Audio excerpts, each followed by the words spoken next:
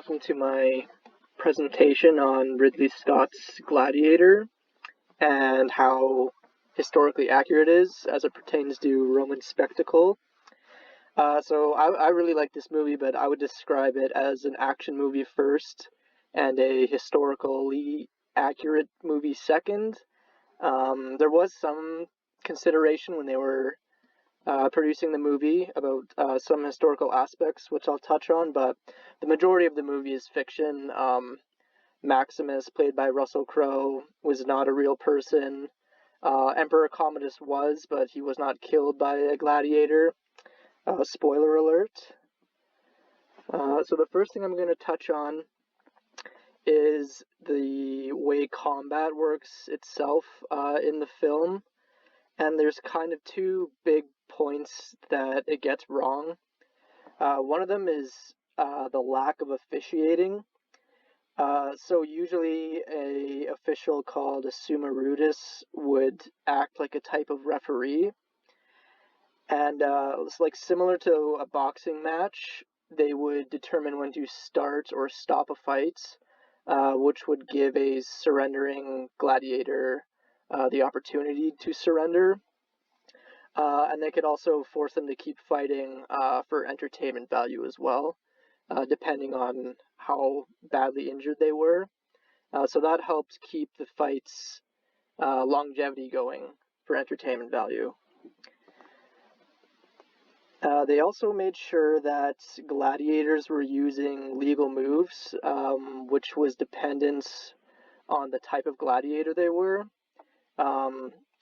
So similar to, say, like a football team, you would expect a wide receiver and a quarterback to have very different play styles, and the same was kind of true for gladiating, or like in martial arts. You wouldn't have typically somebody doing jiu-jitsu and then incorporating a bunch of moves from other styles of fighting. And so that's why the refs are there to make sure that they adhere to those rules.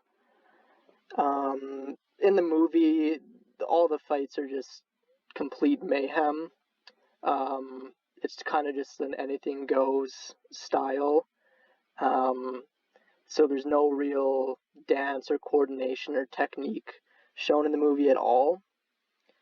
The second big point the film gets wrong is the crowds just kind of really cheering for a bloodbath the entire time, which is not really what they would have wanted, because it was such a big event and they wanted to get the most out of it. Longevity was actually the goal. Crowds were aware of the skill and showmanship of gladiators as well. Again, like watching football, you would expect a wide receiver to be good at catching. And if they're not, then that's pretty obvious to pick up on. So if a Retiarius is bad at using a net, the crowd's probably going to pick up on that. So they were, quite aware of these styles, which all contributed to the quality of the gladiator's performance. The other thing the movie gets wrong, most of the fights are in groups with tens of people all kind of fighting at once or in teams, and that did happen, but it was very rare. Most of the time, gladiator fights were just in pairs. So that was definitely an inaccuracy. And they wanted to protect the gladiators because they were expensive, really expensive investments for entertainment value. Again, like football, that's like drafting somebody for millions and millions of dollars and then them getting injured on the first game for the season, And as Carter says, victory, not murder, was the goal. So this whole idea of bloodlust was not, I don't think, nearly as prominent in reality. Moving on to the actual equipment in the film, I would say it's partially accurate. It's definitely dolled up for Hollywood's sake. There's a few things, like here's some screenshots from the movie, and you can kind of see a Retiarius with the net here, and a Murmillo's helmet down here. So there is some cohesion in like the costumes, but most of the people fighting in the film just look like a complete hodgepodge of different things, and you can't really tell which type of gladiator there are. There's also a lot of stylistic choices with the helmet that probably didn't exist. But they get the weapons right. Trident, swords, blunt weapons, nets are all in the movie. Those were all real things. There's some evidence to suggest gladiators fought barefooted, based on wear patterns on foot bones they found. Minor detail, but everyone's wearing some kind of footwear in the film. So I would say, partially gets the equipment right. Here's a mosaic. We've looked at this in class as well. So you can see the Retiarius down here, no helmets, Grieve on his left shin here, and the trident in his opponent. And then up here, this could be a Secutor with his rounded helmet and curved fin, just for comparison's sake. So the next big point is the Colosseum in the film, which is probably the most accurate thing, I would say. They did spend a lot of time and detail planning this. Ridley Scott was inspired by painting. We've also looked at, to include the awnings, he liked the dramatic look of the shading. So he actually built real awnings that they use, as well as CGI for the film. And minor details of the Colosseum as well, like trapdoors, tunnels, music as people enter the arena, were all included. And another point is different seating sections based on what class of society you were in. That's also done properly, except for one minor detail, which is that you can see women sitting in every section, and I don't believe, unless they were women of certain prominence, that would be allowed. I think they had their own section with the slaves. Here's the painting I was referring to by Jerome, and you can see the shadows being cast on the floor of the Colosseum as well as over the crowd. And yeah, so this is the painting that inspired Ridley Scott to include the awnings in his film, which I thought was interesting. Here's another screenshot of the film. You can see workers, I'm assuming sailors, working on the awnings, rolling the mountain in with ropes and canvas. And here's a good shot of the interior of the Colosseum.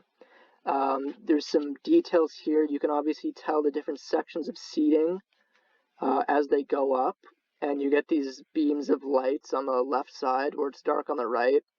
That would have been because of the awnings.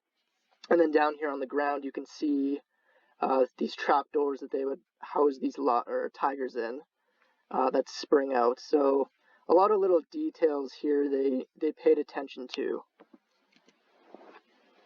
So one thing I found odd in the movie was there's one scene with a female gladiator.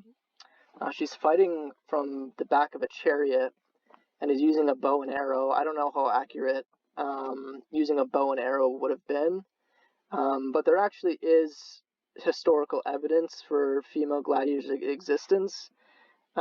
We've looked at a few in class, but they were considered a novelty. So they're usually sponsored by extremely wealthy individuals or by the emperor, or they could sponsor themselves if they're very, very wealthy women.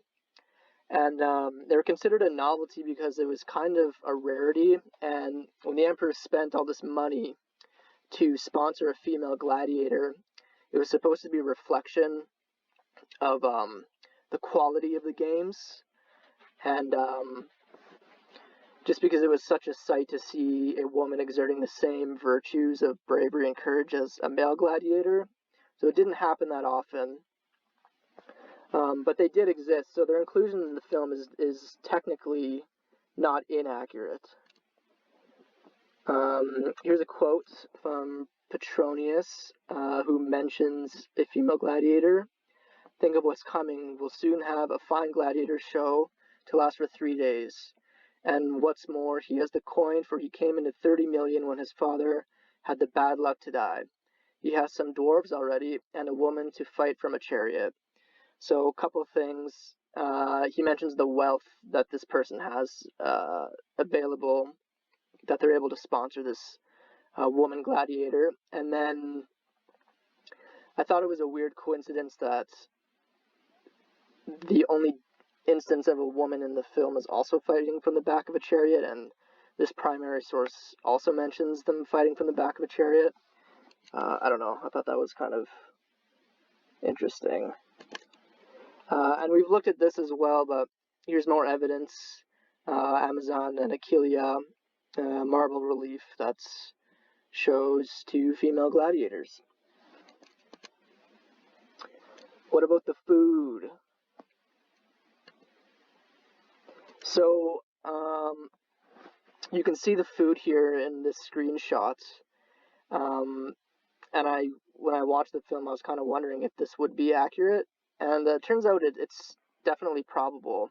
It looks like some kind of chili, vegetable chili, or like maybe oats or something like that.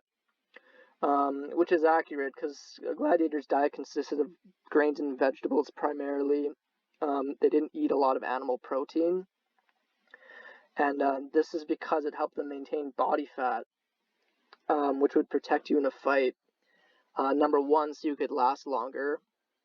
And number 2, when you did get cut, it provided entertainment value because you could bleed out basically, but not in a lethal way. And that would excite the crowd, and you could keep going doing that. A little bit like modern wrestling sometimes. The last kind of big point is the reflection of Roman virtues, which are a pretty integral part of the spectacle of gladiating. So gladiators to the Roman populace were the embodiment of bravery and courage in the face of death, and that was an extremely important virtue that they had as a society.